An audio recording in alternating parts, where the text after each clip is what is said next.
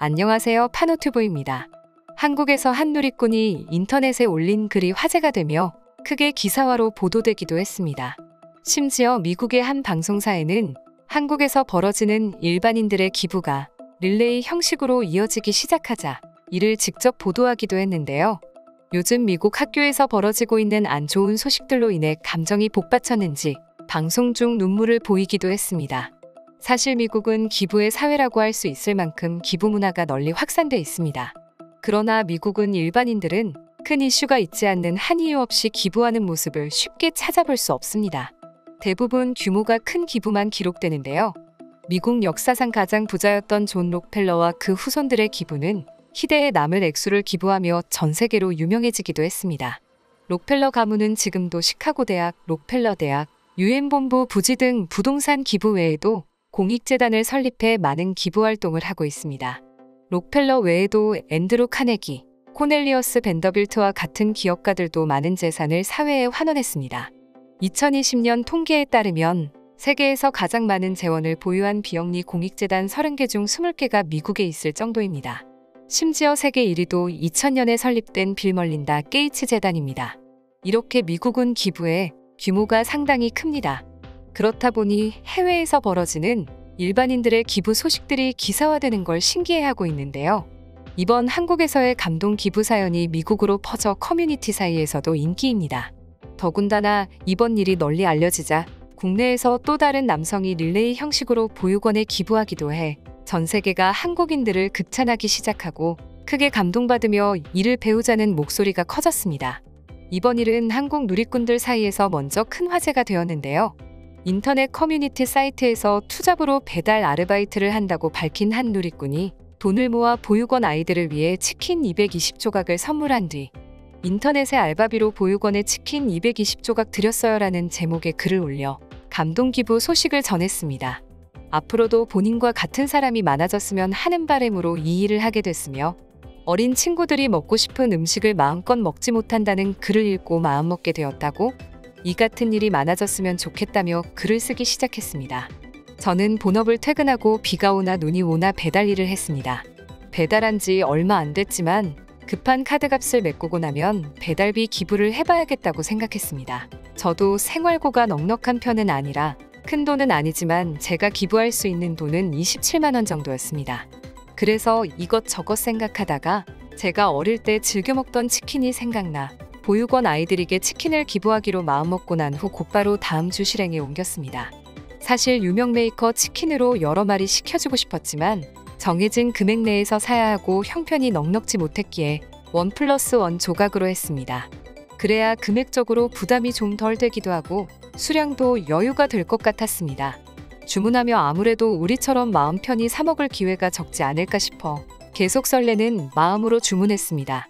원래 보육원 한 곳에 치킨 220조각을 배달 주문하려 했지만 대부분 보육원이 외진 곳에 있고 아이들이 생각보다 많지 않아 두 곳을 선정했습니다.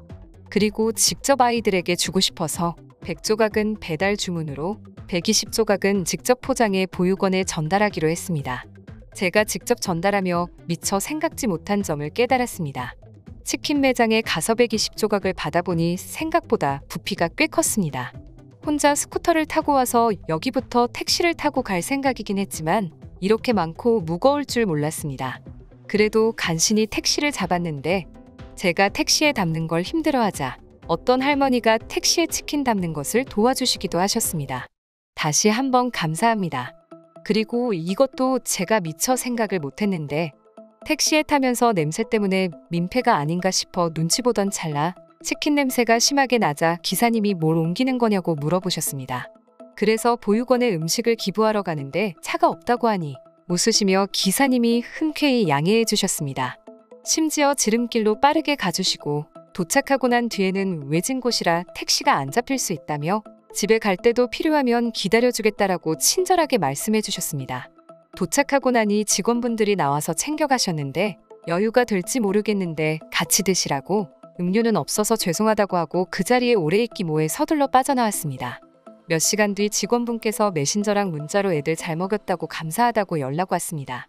배달로 보낸 곳에서도 너무 감사하다고 연락이 왔습니다. 저도 치킨 좀 사서 집에 와서 먹고 야간에 다시 돈 벌러 배달 나가야겠습니다. 보육원 아이들이 그냥 맛있게 먹고 건강하게 자랐으면 좋겠습니다. 다음에 기회가 되면 또 만나겠지. 잘 살아라. 나중에 형이 배달 더해서 한 번 더 놀러 갈게. 일반인이 이렇게 직접 기부하는 일을 접하자 해외에서도 눈물겨운 스토리라며 응원해 주었습니다.